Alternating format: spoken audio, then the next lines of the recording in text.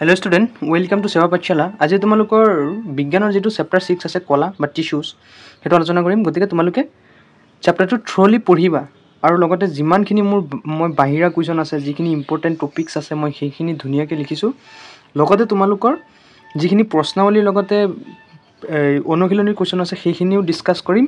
गति के तुम्हारे भिडिओ तो प्रथমৰ পৰা शेषলৈ চাই থাকা और चेनेल तो सबस्क्राइब कर भिडिओ এটা लाइक कर दिबा। এতিয়া চোৱা कला तुम्हारे तो জানাই कला कि হয় নহয় যাক টিস্যু বুলি কোৱা হয় হয়নে। চোৱা কলা মানে হ'ল একোটা নিৰ্দিষ্ট কাম সম্পন্ন কৰিবলৈ একে গঠন আৰু একে আকৃতি প্ৰকৃতিৰ কোষৰ সমষ্টিয়ে হ'ল কলা অৰ্থাৎ কলা গঠন কৰে। এই কলা কেই প্ৰকাৰৰ? দুই প্ৰকাৰৰ, এটা হৈছে উদ্ভিদ কলা আৰু এটা হৈছে প্ৰাণী কলা। এতিয়া চোৱা উদ্ভিদ কলা মানে হ'ল উদ্ভিদ কলা দুই প্ৰকাৰৰ, আকৌ বুজি পাইছানে? এই দুটাক আকৌ ভাগ কৰিছে উদ্ভিদ কলা কি ভাজক কলা আৰু স্থায়ী কলা হয়নে। এতিয়া চোৱা ভাজক কলা কাক কয়? চোৱা উদ্ভিদৰ বৃদ্ধি কেৱল মাত্ৰ কিছুমান নিৰ্দিষ্ট অঞ্চলতহে সংঘটিত হয়। এই অঞ্চলটো বিভাজনশীল কলাৰে গঠিত, সেইবাবে এইবিলাকক কি বোলে? ভাজক কলা বোলে হয়নে নহয়। এতিয়া চোৱা আকৌ এই ভাজক কলাক আকৌ তিনি প্ৰকাৰৰ ভাগ কৰিছে। এটা হৈছে অগ্ৰস্থ ভাজক কলা। অগ্ৰস্থ ভাজক কলাবিলাকে উদ্ভিদৰ কাণ্ড আৰু শিপাৰে একেবাৰে অগ্ৰ অংশত থাকি ক্ৰমে কাণ্ড আৰু শিপাৰ দৈৰ্ঘ্য বৃদ্ধিত সহায় কৰে। দুই হৈছে নিৱেশিত ভাজক কলা। নিৱেশিত ভাজক কলা উদ্ভিদৰ পাতৰ ঠাৰিৰ গুৰিত বা গা গছৰ ঠাৰিৰ কাষত থাকে হয়নে। চোৱা দুই নম্বৰ হ'ল নিৱেশিত ভাজক কলা। নিৱেশিত ভাজক কলা কি? উদ্ভিদৰ পাতৰ ঠাৰিৰ গুৰিত বা গা গছৰ ঠাৰিৰ কাষত থাকে। তিনি নম্বৰ কি? পাৰ্শ্বীয় ভাজক কলা। পাৰ্শ্বীয় ভাজক কলাই কি? কাণ্ডৰ কলেবৰ বৃদ্ধি কৰে হয়নে। এতিয়া চোৱা দুই নম্বৰ কি আছিল? স্থায়ী কলা। প্ৰথমটো আছিল ভাজক কলা, এতিয়া হ'ল স্থায়ী কলা। ভাজক কলাবোৰে বিভাজন ক্ষমতা হেৰুৱাই বিশেষ আকাৰ আকৃতি ধাৰণ কৰি স্থায়ী কলালৈ পৰিৱৰ্তন হয়। আকৌ স্থায়ী কলা কেই প্ৰকাৰৰ? দুই প্ৰকাৰৰ, এটা হৈছে সৰল স্থায়ী কলা আৰু এটা হ'ল জটিল স্থায়ী কলা। প্ৰথমে চোৱা সৰল স্থায়ী কলা। সৰল স্থায়ী কলা চাৰি ভাগত ভাগ কৰা হয়, যেনে ক্লৰেন কাইমা। ক্লৰেন কাইমাই উদ্ভিদক সালোক সংশ্লেষণ প্ৰক্ৰিয়াত সহায় কৰে। সালোক সংশ্লেষণ মানে তোমালোকে জানাই যে উদ্ভিদে খাদ্য প্ৰস্তুত কৰিবলৈ পাতৰ সহায়ত সূৰ্যৰ পোহৰত সালোক সংশ্লেষণ কৰে হয়নে। দুই হ'ব পেৰেন কাইমা। জলজ উদ্ভিদৰ ক্ষেত্ৰত পেৰেন কাইমা কোষবিলাকৰ মাজত যথেষ্ট ডাঙৰ ডাঙৰ কোষ মধ্যৱৰ্তী স্থানত থাকি উদ্ভিদজোপাক পানীত উপঙি থকাত সহায় কৰে। ইয়াৰ পিছত তিনি কি? কলেন কাইমা। কলেন কাইমা কি? কলেন কাইমাই উদ্ভিদক স্থিতিস্থাপকতা প্ৰদান কৰিব হয়নে, প্ৰদান কৰিব অৰ্থাৎ গছডাল হালি গ'লেও ভাঙি নোযোৱাত সহায় কৰিব। আৰু হ'ল স্কেৰেন কাইমা। স্কেৰেন কাইমাই উদ্ভিদক দৃঢ় আৰু কঠিনতা প্ৰদান কৰিব। চোৱা কলেন কাইমাই কি কৰিব? ঠালি এটা ধৰা হালি গৈছে সেইটো যাতে ভাঙি নাযায় সেইটো ধৰি ৰখাত সহায় কৰিব। আৰু স্কেৰেন কাইমাই কি কৰিব? গছ এটাক শক্তিশালী কৰি ৰাখিব। এই আম গছ এটা চোৱাচোন কিমান ডাঠ, এইটো কোনে কৰি আছে? স্কেৰেন কাইমাই। এতিয়া চোৱা পত্ৰৰন্ধ্ৰ। পত্ৰৰন্ধ্ৰ কি? উদ্ভিদৰ পাতত কিছুমান সৰু সৰু ছিদ্ৰ বা বিন্দা থাকে, এই বিন্দাবোৰক কি বুলি কোৱা হয়? পত্ৰৰন্ধ্ৰ বুলি কোৱা হয় হয়নে। এতিয়া চোৱা MCQ যিখিনি টোকা ইম্পৰ্টেণ্ট সেইখিনি চোৱা। মৰুজ উদ্ভিদৰ বহিস্থকত থকা মমজাতীয় পদাৰ্থবিধৰ নাম কি? কিউটিন। এইটো MCQ আহিব পাৰে, তোমালোকে MCQটো চাই ল'বা। পিছত চোৱা যিটো দুই নম্বৰ ইম্পৰ্টেণ্ট, যে গছৰ কাণ্ডৰ কোষবিলাকত চুবেৰিন নামৰ এবিধ পদাৰ্থ থাকে যাৰ বাবে ইয়াৰ মাজেদি গেছ আৰু পানীও সৰকি যাব নোৱাৰে। এই দুয়োটা বহুত ইম্পৰ্টেণ্ট MCQৰ কাৰণে। আৰু চোৱা পেৰেন কাইমাক বায়ু কলা বুলিও কোৱা হয়। উদ্ভিদৰ মৃত কোষত লিগনিন নামৰ পদাৰ্থ থাকে। এতিয়া চোৱা জটিল স্থায়ী কলা কি? জটিল স্থায়ী কলাবোৰক আমি দুটা ভাগত ভগাব পাৰিম, যেনে জাইলেম আৰু ফ্লুৱেম। জাইলেম হ'ল যি কলাই মাটিৰ পৰা শোষণ কৰা পানী আৰু খনিজ লৱণ উদ্ভিদৰ পাতলৈ লৈ যায় হয়নে। এতিয়া চোৱা জাইলেম আকৌ কেই প্ৰকাৰৰ? জাইলেম আকৌ চাৰি প্ৰকাৰৰ, এটা হ'ল ট্ৰেকাইট, এটা হ'ল নলিকা, তিনি হ'ল জাইলেম পেৰেন কাইমা, চাৰি হ'ল কাষ্ঠতন্ত্ৰ আদিৰ দ্বাৰা গঠিত। ছেকেণ্ড চোৱা ফ্লুৱেম। ফ্লুৱেম কলাই পাতত প্ৰস্তুত হোৱা খাদ্যবস্তু গোটেই উদ্ভিদক সৰবৰাহ কৰে। আকৌ ফ্লুৱেম কলা কেই প্ৰকাৰৰ? 1 2 3 4 প্ৰকাৰৰ। কি? চালনী নলিকা, সংগী কোষ, ফ্লুৱেম তন্ত্ৰ, ফ্লুৱেম পেৰেন কাইমা আদিৰ দ্বাৰা গঠিত হয়নে। এতিয়া চোৱা এতিয়া তোমালোকৰ হোমৱৰ্ক, যে জাইলেম কলা আৰু ফ্লুৱেম কলাৰ দুটা পাৰ্থক্য লিখা। জাইলেম কলা আৰু ফ্লুৱেম কলা মই ধুনীয়াকৈ বুজাই দিছোঁ, তোমালোকে এইটো হোমৱৰ্ক কৰিবা। জাইলেম কলা আৰু ফ্লুৱেম কলাৰ দুটা পাৰ্থক্য লিখা। এতিয়া চোৱা যিটো প্ৰশ্নাৱলী 1ৰ যিখিনি কুৱেশ্যন আছে, কলা কি? বহুকোষীয় জীৱৰ ক্ষেত্ৰত কলাবিলাকৰ কাম কি? উত্তৰকেইটা চোৱা। কলা কি? উত্তৰ একোটা নিৰ্দিষ্ট কাম সম্পন্ন কৰিবলৈ একে গঠন আৰু আকৃতি প্ৰকৃতিৰ কোষৰ সমষ্টিক কি বোলে কলা বোলে 2 বহুকোষী জীৱৰ ক্ষেত্ৰত কলাবিলাকৰ কাম কি উত্তৰ বহুকোষী জীৱই শ্ৰম বিভাজন দেখুৱাই জীৱদেহৰ কোনো এক নিৰ্দিষ্ট কাৰ্যৰ বাবে জড়িত কোষবিলাক সদায় একোটা নিৰ্দিষ্ট সমষ্টি হিচাপে থাকে ইয়াৰ অৰ্থ এই যে এটা নিৰ্দিষ্ট কাম সমাধা কৰিবৰ বাবে জীৱদেহৰ নিৰ্দিষ্ট স্থানত কোষবিলাক একেলগে গোট খাই থাকে এনেদৰে কোষবিলাক নিৰ্দিষ্ট শৈলীৰে সজ্জিত হৈ কলাৰ সৃষ্টি কৰে আৰু কলাবিলাকে বিভিন্ন কাৰ্য অতি উৎকৃষ্টতাৰে সম্পন্ন কৰে তেছৰ এমসিকিউৰ কাৰণে আৰু কেইটামান ইম্পৰ্টেন্ট যে আমাৰ ছালৰ তলত আভ্যন্তৰীণ অংগৰ চাৰিওফালে মেদ জমা হৈ থকা কলাক কি বোলে মেদ কলা বোলে এমসিকিউৰ কাৰণে খুব ইম্পৰ্টেন্ট সব পত্ৰৰন্ধ্ৰবিলাক বৃক্ক আকৃতিৰ দুটা কোষেৰে আগুৰি থাকে আৰু ইহঁতক ৰক্ষী কোষ বুলি কোৱা হয় যে ৰক্ষী কোষ কাক বোলে এনেকৈ দি দিব ষ্টেটমেণ্ট এপিছত এডাল অস্থিক আন এডাল অস্থিৰ লগত সংযোগ কৰি বান্ধি ৰখা আন এবিধ সংযোজক কলাক কি বোলে লিগামেণ্ট বোলে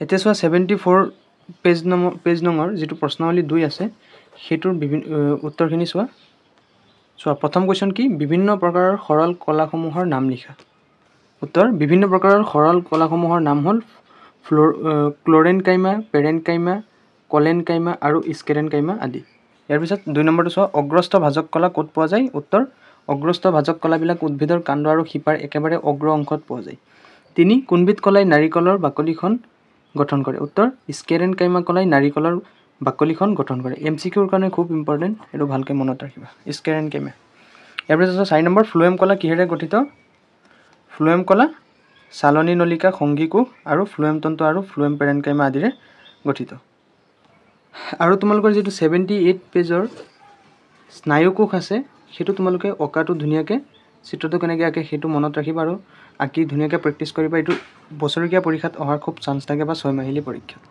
এতিয়া তোমালোকে যেটো প্ৰশ্নাৱলী 3 আছে 78 পেজৰ হেতুৰ কোৱেশ্চন আনসাৰ চোৱা প্ৰথমটো চোৱা কোৱেশ্চন প্ৰাণীদেহৰ চলনৰ লগত জড়িত কলাসমূহ কি উত্তৰ প্ৰাণীদেহৰ চলনৰ লগত জড়িত কলাবিধ হ'ল পেশী কলা ৰেখিত পেশী অৰেখিত পেশী আৰু হৃদ পেশী সেকেন্ড নম্বৰটো চোৱা নিউৰন দেখাত কেনেকুৱা উত্তৰ স্নায়ু কলা গঠন কৰা নিউৰন হ'ল এক দীঘলীয়া আকৃতিৰ কোষ ইয়াৰ কোষ কেন্দ্ৰ আৰু কোষ পৰশ থকা অংশক দেহ কোষ বোলে দেহ কোষৰ পৰা ওলোৱা আটাইতকৈ দীঘল স্নায়ু প্ৰবৰ্ধনক কি বোলে একচন আৰু চুটি শাখাযুক্ত প্ৰবৰ্ধবোৰক কি বোলে ডেনড্ৰাইট বোলে তাৰ পিছত চোৱা 3 হৃদ পেশীৰ তিনিটা বৈশিষ্ট্য উল্লেখ কৰা উত্তৰ হৃদ পেশীৰ তিনিটা বৈশিষ্ট্য হ'ল এই পেশীৰ কোষবোৰ দীঘলীয়া চুঙা আকৃতিৰ এই পেশীৰ কোষবোৰ শাখাযুক্ত এই পেশীৰ কোষত এটা মাত্ৰ কোষ কেন্দ্ৰ থাকে এটা চোৱা এৰিওলাৰ কলাৰ কাৰ্যসমূহ কি উত্তৰ এৰিওলাৰ কলাৰ কাৰ্যসমূহ হ'ল এই কলাই আভ্যন্তৰীণ অংগসমূহক সুৰক্ষা প্ৰদান কৰে এই কলাই আন কলাৰ ক্ষত অংশ মেৰামতি কৰে এটা চোৱা অনুশীলনীৰ যিখিনি কোৱেশ্চন আছে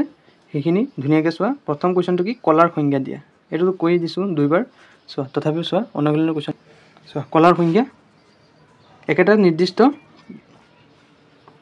কাৰ্য সম্পন্ন কৰিবলৈ একে গঠন আৰু একে আকৃতিৰ প্ৰকৃতিৰ কোষৰ সমষ্টি হ'ল কলা উদাহৰণস্বৰূপে পেশী কলা স্নায়ু কলা ইত্যাদি 2 চোৱা কি উপাদানেৰে জাইলেম কলা গঠিত সেইবোৰৰ নাম উল্লেখ কৰা উত্তৰ জাইলেম কলা ট্ৰেকাইট নলিকা জাইলেম পেৰেনকাইমা আৰু কাষ্টতন্ত্ৰৰ দ্বাৰা গঠন হয় 3 চোৱা উদ্ভিদৰ সৰল স্থায়ী কলাবিলাক কি ক্ষেত্ৰত জটিল স্থায়ী কলাতকৈ পৃথক উত্তৰ সৰল স্থায়ী কলা আৰু জটিল স্থায়ী কলা মাত্ৰ এইটো কাৰণেই পৃথক যে সৰল কলাবোৰে একে আকৃতি আৰু গঠনৰ একেবিধ কোষেৰে গঠিত ইয়াত প্ৰতিটো কোষেই ইটোৰ লগত সিটো দেখাত একেই যেনে পেৰেনকাইমা কলেনকাইমা ইত্যাদি আনহাতে জটিল স্থায়ী কলাবোৰে কেইবা প্ৰকাৰৰ কোষেৰে গঠিত যেনে জাইলেম স্থায়ী কলাবোৰ ট্ৰেকাইট নলিকা জাইলেম পেৰেনকাইমা আৰু কাষ্ঠতন্তুৰে গঠিত ওকে নেক্সট চোৱা 4 নম্বৰ কোষবেৰৰ ওপৰত ভিত্তি কৰি পেৰেনকাইমা কলেনকাইমা আৰু স্কেৰেনকাইমাৰ মাজত থকা পাৰ্থক্য দাঙি ধৰা চোৱা পেৰেনকাইমা কলেনকাইমা আৰু স্কেৰেনকাইমা পেৰেনকাইমা কোষবোৰ কি পাতল আৰু সেলুলোজেৰে গঠিত আনহাতে কলেনকাইমা হ'ল কোষবোৰ ডাঠ আৰু কোষৰ মধ্যৱৰ্তী স্থান কি একেবাৰে কম বা নাথাকেই আৰু স্কেৰেনকাইমা হ'ল কোষবেৰ খুব ডাঠ হয় কাৰণ ইয়াত কি লিগনিন নামৰ এবিধ পদাৰ্থ পোৱা যায় এটো এমসিকিউৰ কাৰণে ইম্পৰ্টেন্ট আছে যে স্কেৰেনকাইমাত কি পদাৰ্থ পোৱা যায় যাৰ বাবে কোষবোৰ ডাঠ হয় উত্তৰ লিগনিন এটা সব 5 নম্বৰ কোৱেশ্চনটো পত্ৰৰন্ধ্ৰৰ কাৰ্যবিলাক কি উত্তৰ পত্ৰৰন্ধ্ৰই উদ্ভিদৰ বাষ্পমোচনত সহায় কৰে উদ্ভিদৰ আভ্যন্তৰৰ পৰা বাষ্প আকাৰে পানী এৰি দিয়া প্ৰক্ৰিয়াক বাষ্পমোচন কোৱা হয় পত্ৰৰন্ধ্ৰ বায়ুমণ্ডলীয় গেছৰ আদান প্ৰদানৰ বাবে প্ৰয়োজন এটা 6 নম্বৰ কোৱেশ্চনটো যে প্ৰাণীদেহৰ চলনৰ লগত জড়িত কলাসমূহ কি ইয়াৰ উত্তৰটো হ'ব চোৱা ৰেখিত কলা অৰেখিত কলা আৰু হৃদপেশী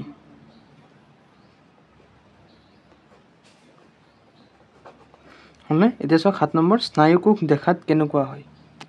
উত্তৰ, কোষদেশত এটা ডাঙৰ কোষ কেন্দ্ৰ থাকে। কোষ কেন্দ্ৰটো কোষ পৰশত উপঙি থাকে। কোষদেশৰ পৰা এডাল দীঘল নলী সদৃশ চাইটোপ্লাজমৰ স্নায়ু প্ৰবৰ্ধ ওলাই, ইয়াক এক্সন বোলে। ইয়াৰ উপৰিও দেহ কোষৰ পৰা কিছুমান চুটি আৰু শাখা প্ৰশাখাযুক্ত স্নায়ু প্ৰবৰ্ধ ওলাই, এইবোৰক ডেনড্ৰাইট বোলে। 13 নম্বৰ চোৱা, এটা আদৰ্শ স্নায়ুকোষৰ চিহ্নিত চিত্ৰ আঁকা। চোৱা, খুব ইম্পৰ্টেণ্ট আছে কুৱেশ্যনটো, তোমালোকে এনেকৈ ধুনীয়াকৈ আঁকি ল'বা। আঁকি এইটো হ'ল নিউক্লিয়াছ, এইটো ডেনড্ৰাইট, যিটো শাখা প্ৰশাখাযুক্ত ওলাই গৈছে, আৰু এক্সন হ'ল এই মাজৰ যিটো আছে, আৰু স্নায়ু প্ৰান্ত আৰু কোষ দেশ। এতিয়া চোৱা 8 নম্বৰটো, হৃদপেশীৰ 3টা বৈশিষ্ট্য উল্লেখ কৰা। উত্তৰ, হৃদপেশীৰ 3টা বৈশিষ্ট্য হ'ল, হৃদপেশীৰ অনবৰতে সংকোচন আৰু প্ৰসাৰণ হ'ব পৰা ক্ষমতা আছে। ইয়াৰ তন্ত্ৰবোৰ শাখা বিশিষ্ট, এইবোৰ পেশী চুঙাকৃতিৰ আৰু এক কোষ কেন্দ্ৰযুক্ত। চোৱা, এৰিউলাৰ কলাৰ কাৰ্যসমূহ কি কি? উত্তৰ, এৰিউলাৰ কলাৰ কাৰ্যসমূহ হ'ল আভ্যন্তৰীণ অংগবোৰক সুৰক্ষা প্ৰদান কৰা আৰু কলাৰ ক্ষতি হোৱা অংশ মেৰামতি কৰা। এতিয়া চোৱা 10 নম্বৰ কুৱেশ্যনটো, চিত্ৰৰ সহায়ত বিভিন্ন প্ৰকাৰৰ পেশীতন্ত্ৰসমূহৰ মাজত পাৰ্থক্য দেখুওৱা। উত্তৰ, এইটো চোৱা, ৰেখিত কলা হ'ল এইটো, ৰেখিত কলা হ'ল এইটো হ'ল কোষ কেন্দ্ৰ, এইটো হ'ল কি কোষ কেন্দ্ৰ, আৰু এইটো পটি। ই কি ঐচ্ছিক পেশী আৰু কংকাল পেশী, কোষবিলাক দীঘলীয়া, চুঙাকৃতি আৰু শাখাহীন, আৰু কোষবিলাক কি বহু কোষ কেন্দ্ৰযুক্ত। এনেকৈ লিখিবা তোমালোকে। তাৰপিছত অৰেখিত আৰু মসৃণ পেশী, এইটো বুজি পাইছে। ই হ'ল অনৈচ্ছিক পেশী, ই কি নিজে কাম কৰিব নোৱাৰে, হয়নে? আৰু ই কি কোষবিলাক দীঘল বা মাকু সদৃশ। একোটা কোষত এটা মাত্ৰ কোষ কেন্দ্ৰ থাকে, চকুৰ আইৰিছ, জৰায়ু আদিত পোৱা যায়। ইয়াৰ পিছত চোৱা, হৃদযন্ত্ৰ পেশী, এইকেইটা হ'ল কোষ কেন্দ্ৰ, আৰু ই অনৈচ্ছিক পেশী, শাখা বিশিষ্ট, চুঙাকৃতিৰ, আৰু এক কোষ কেন্দ্ৰ আৰু হৃদযন্ত্ৰত থাকে। এতিয়া চোৱা 11 নম্বৰ কুৱেশ্যন, হৃদপেশীৰ বিশেষ কাম কি? উত্তৰ, হৃদপেশীসমূহ হৃদযন্ত্ৰত পোৱা যায়। ইয়াৰ তন্ত্ৰবোৰ শাখা বিশিষ্ট, চুঙাকৃতিৰ, আৰু এক কোষ কেন্দ্ৰযুক্ত। ই এক প্ৰকাৰৰ অনৈচ্ছিক পেশী। হৃদপেশীসমূহৰ কাৰণে হৃদযন্ত্ৰটো অনবৰতে সংকোচন আৰু প্ৰসাৰণ হৈ থাকে, ফলত আমাৰ শৰীৰত সঞ্চালন হয়। এতিয়া চোৱা 12 নম্বৰ কুৱেশ্যনটো, গঠন আৰু অৱস্থানৰ ওপৰত ভিত্তি কৰি ৰেখিত পেশী, অৰেখিত পেশী আৰু হৃদপেশীৰ মাজৰ পাৰ্থক্য নিৰ্ণয় কৰা। উত্তৰ চোৱা, ৰেখিত পেশী, অৰেখিত পেশী আৰু হৃদপেশী। ৰেখিত পেশী কি ঐচ্ছিক পেশী, অৰেখিত অনৈচ্ছিক, হৃদপেশী অনৈচ্ছিক। কোষবিলাক দীঘলীয়া, চুঙাকৃতি আৰু শাখাহীন, কোষবিলাক দীঘল আৰু মাকু সদৃশ, শাখা বিশিষ্ট, চুঙাকৃতি আৰু এক কোষ কেন্দ্ৰযুক্ত। আৰু এইটো হ'ল বহু কোষ কেন্দ্ৰযুক্ত, এটা কোষত এটা মাত্ৰ কোষ কেন্দ্ৰ থাকে, আৰু এইটো শাখাকৃতি ছেম। হাত, ভৰি, ডিঙি আদিত পোৱা যায়, চকুৰ আইৰিছ, জৰায়ু আদিত পোৱা যায়, আৰু এইটো হৃদযন্ত্ৰত পোৱা যায়। 13টো হৈ গৈছে, হয়নে? এতিয়া চোৱা 14টো চোৱা। 14টো কি?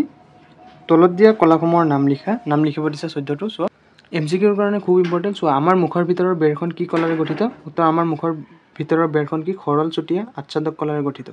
পেশী আৰু অস্থিক কি কলাই সংযোজন কৰে? পেশী আৰু অস্থিক সংযোজন কলাই সংযোগ কৰে। উদ্ভিদত কি কলাৰে খাদ্য পৰিবহণ কৰে? উত্তৰ, উদ্ভিদত ফ্লুৱেম কলাৰে খাদ্য পৰিবহণ কৰে। আৰু ডি হৈছে আমাৰ দেহৰ চৰ্বি থকা সংযোজক কলাবিধক কি বোলে? ইয়াক বোলে মেদ কলা। এতিয়া চোৱা, আন কিছুমান ইম্পৰ্টেণ্ট পইণ্ট চোৱা, ভাজক কলাবোৰে বিভাজন ক্ষমতা হেৰুৱাই বিশেষ আকাৰ আকৃতি ধাৰণ কৰি স্থায়ী কলালৈ পৰিৱৰ্তন হয়। ভাজক কলাৰ কোষবোৰে স্থায়ী আকাৰ আকৃতি ধাৰণ কৰি নিৰ্দিষ্টভাৱে কোনো কাৰ্য কৰিবৰ বাবে সাজু হৈ উঠে, আৰু ইয়াকে বিভেজন বোলে, হয়নে? বিভেজন বোলে।